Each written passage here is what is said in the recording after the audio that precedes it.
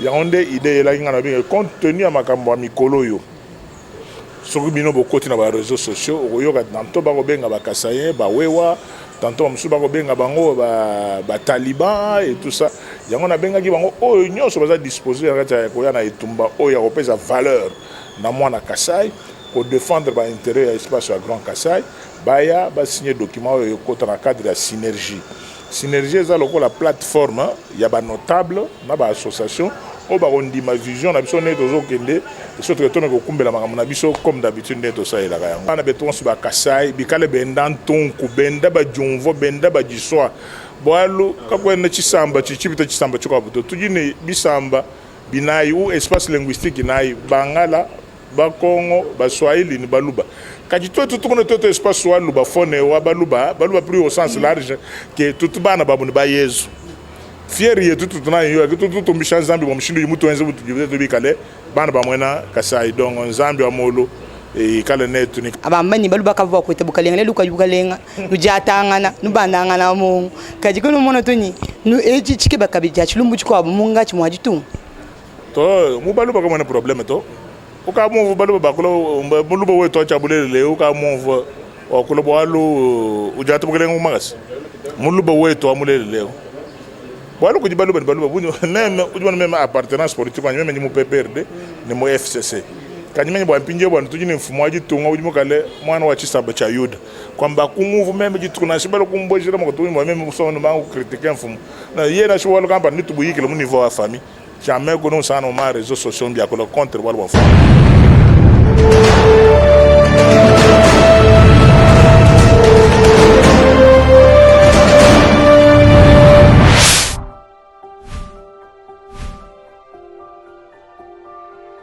Bienvenue sur votre chaîne Easy Télévision, toujours comme on a l'habitude de vous informer. Et tu as toujours nous avons la bande pour nous pour na colande la bino information. Ni nous avons collé kalamboka to ebi kele tu zali na moko et ya batu ya minene moko excellence ya kati ya mboka oyo et tulanda ki yeuta mikolele kine etandoike.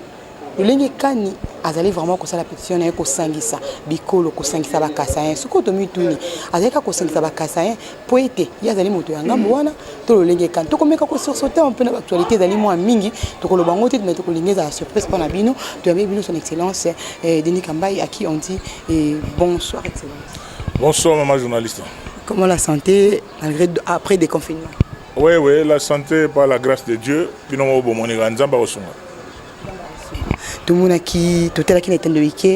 excellence tout le monde oui lancer pétition encore au lingi au sangisa en tout cas au régner ba signature pour na kosangi li kanti yango ila ki le lingi kani c'est dit à quoi aux autres qui li kanti wana nini comment qui peut être obimisa idée wana vraiment pour na kosangi ba madame pour na kosangi ba kasin ko réunion ba signature ya ba kasin quoi ba sénateur signature oui to sali innovation je crois que bomoni bateau bazo na siège bazo signer mingi sur ba statut na biso o to sali innovation ndé mo bino boyebi ki naza président fondateur et initiateur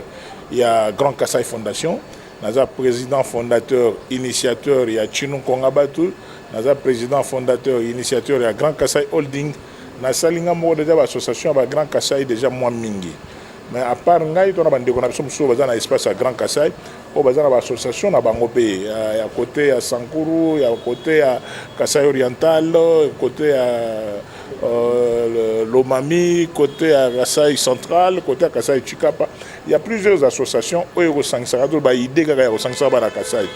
ya onde idée la ngana bien compte tenu à makambo mikolo yo soki bino bokoti na ba réseaux sociaux oyoka tanto ba kobenga ba Kasai ba wewa tantôt musu ba kobenga bango ba taliban et tout ça yango na benga ki bango oyo nyonso baza disposer ya koya na etumba oyo ya kopesa valeur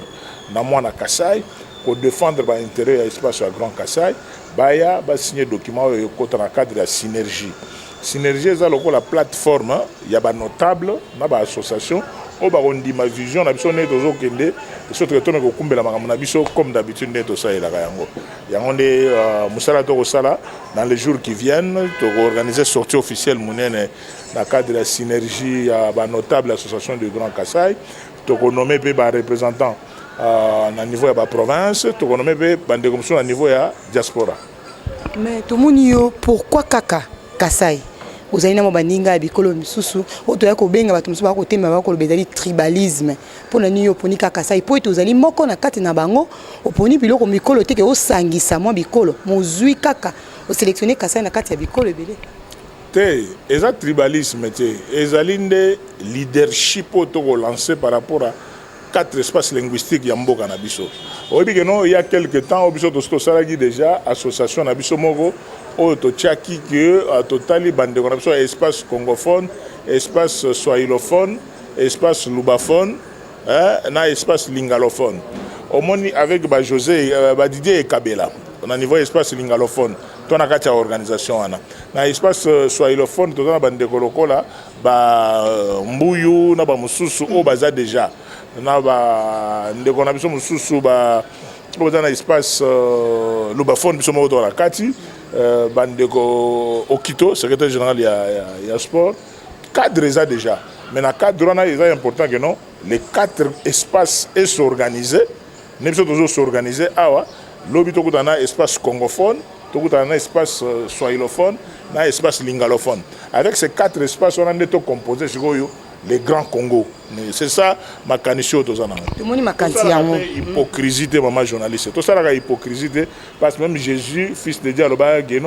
allait faire de toutes les nations les disciples, pas en commençant par Kananga ou bien Bujima, non, en commençant par Jérusalem. C'est-à-dire que nous avons origine, na place à Outaka, na kuta na rapport à intérêt général. Tobo était malgré origine, vous allez moutou ya peuple, vous allez moutou sang qui sera peuple, vous allez peine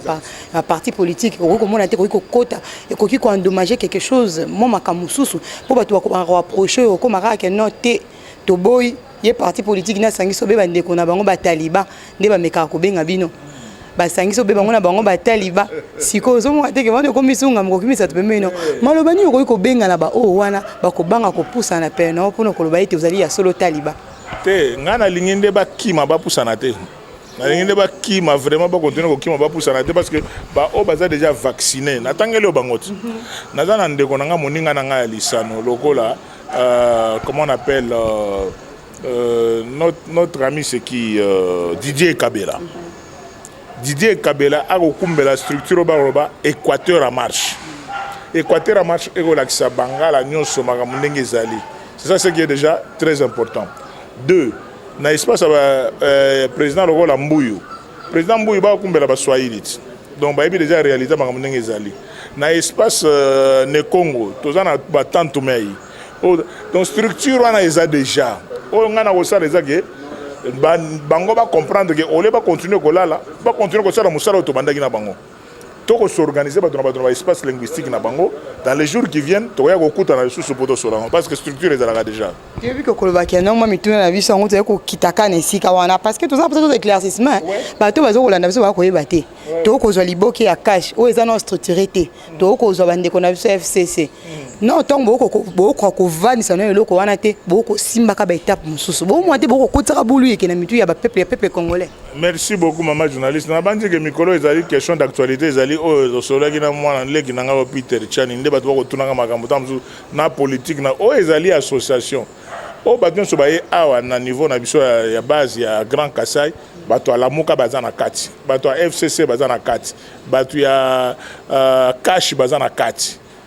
Eza politique ite awa soko tuni bato ya IDPS okomona bango awa soko tuni bato ya PPRD okomona bango awa soko moni bato ya INC ainsi de suite awa politique ezate awa ezali nde association ya bato ya espace linguistique lubaphone espace oyo to benga ya Grand Kasai na Grand Kasai yango moko pe batetera bazali basonge bazali bakuba bazali plusieurs communautés en akatana yango bato ba tribalisme biso comme na biso Grand Kasai to concerné parce que qui dit tribalisme dit tribu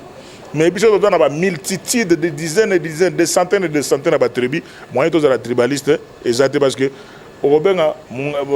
mutete la musonge muluba mubinji kanyoka okobenga bango ekomi tribalisme ndeni parce que on dit que bango les gens ba tribu ebele na sangisa bato wana nyonso na biso on a logique à espace linguistique qui est l'espace du Grand Kasai na ko sangisa bato wana nyonso tuna asi yo mo zana tous les 4 langues nationales na munoko na yo te naza obligé te ya nga lo ba 4 langues nationales parce que nga na kangami na langue ya ngai donc na ça la promotion ya langue ya ngai donc mutra muto a débrouiller pour asa la promotion ya langue ya ye mais tu as na 4 langues to kuta nango ensemble donc langue yo sangisa biso au moins siko combat na biso pour na combattre ba complexer oyebi ke bandeko na biso mususu ebele ya espace ya Grand Kasai baza koyoka soni mpona koloba chiluba donc omona aza muluba donc de père et de mère mais il préfère alobaka na swahili mpona abatama na nsima ya kiswahili comme si kiswahili eleki kiluba donc omona abotama ne ote nga naza muluba me na kinois il préfère alobaka lingala me ayebi chiluba te donc eza na sens biso tokoédike bato po balongola complexe ocomprendre mama journaliste combat na ngai yango na combattre complexe ya kolobaka no moto oza na origine kingandi neti kisasa na continuer côté ya bato po bayebaka no kisasa biso nyonso eza na kati ya ville province touti même so biso touta te bapana bauta mais la réalité c'est quoi c'est une province qui appartient na leteke eumbu oyo eza mboka ya bato ya banganche ya ba chef Matadikibala ya ba David Matadikibala ya ba chef Iba ya ba Marco Banguli donc ba kolomboka na bango bangwana bateke umbu biso tout ba vena. En parlant de son excellence, Mazali très fier ya ozalani taliban na ebi que non un vrai les autres na ngana la tenir ba talibanais donc na zana ba tenir prochainement so boye bo ngana ngana zana kandula na ngamo na somba ya barabe na makambo do mususu na zana moko ba yela ngai ba Zakari ba so na Égypte na zana mususu ngamo na somba na Inde. Donc prochainement, on va faire une émission bien pour moi. Mobimba ya Taliban, Mobimba vraiment que je suis fier de ça. Je sais que biso nazali mopandisa on naza mutu quand même on le voir moi minoko moi mingi mais le corps na kutani na on va lobi un grand Taliban yé mo azali fier na yango na ko meka un peu koyiba mo maloba muke na bande ko na biso ko landa biso na Kasai na yebi ke bande tuzaka na bande ko poto balanda biso te bazana bande ko na mimi Kasai ka mona jitunga to ambila ku kujibantu bajiba kulonda mpinjeu bajiba kutanyela bajika babumva jingala même ndin lomba bobana betweno bana betonso ba Kasai bikale bendanton ku benda bajumvo benda bajiswa boalu kakwena chisamba chichipita chisamba chikabuto tujine bisamba binayi ou espace linguistique nayi bangala bakongo baswahili ni baluba kati toto toto espace swahili bafone wa baluba plus au sens large que tout bana babuni ba yezu fier yetu tutuna yo tout misha nzambi bo mshindu mutu wenze mutu jibete bikale bana ba mwena Kasai donc nzambi wa molo et kale net ni kale ubunvu kuma so mais au-delà wa ma appartenance politique et tons kadi haju mona na nkono mona toni uju peut-être moi be ba chini chilumbu chinena abambani baluba kavwa ko tebukalenga le luka yukalenga lujatangana nubandangana mu kadi kono mona toni nu eji chike bakabija chilumbu chiko abumunga chimwaji tu to mu baluba ko mona problème to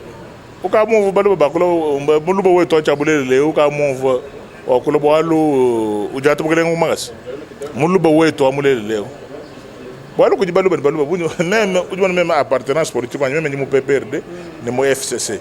kanyime bwa mpinje bwa tujine mfumo aji tunga ujuma kale mwana wa chisamba cha yuda kwamba kumuvu même jitu kuna shibalo kumbojira mo tujime même musona bangu critiquer mfumo na yena shwo lo kamba nitubuyike le mu niveau wa famille jamais kono sana ma réseaux sociaux bia ko contre wala wafu tukajikundekelu tuliba ko beshani message ka yuwa kufuli kujibana betu bajiba kutangira bajibumva chiluba chinga nchashala na mutu akutangira mutu mochi message mane na tujintwenda nao en dépit wa appartenance politique yo situ magala nai tumene bukalenga bwetu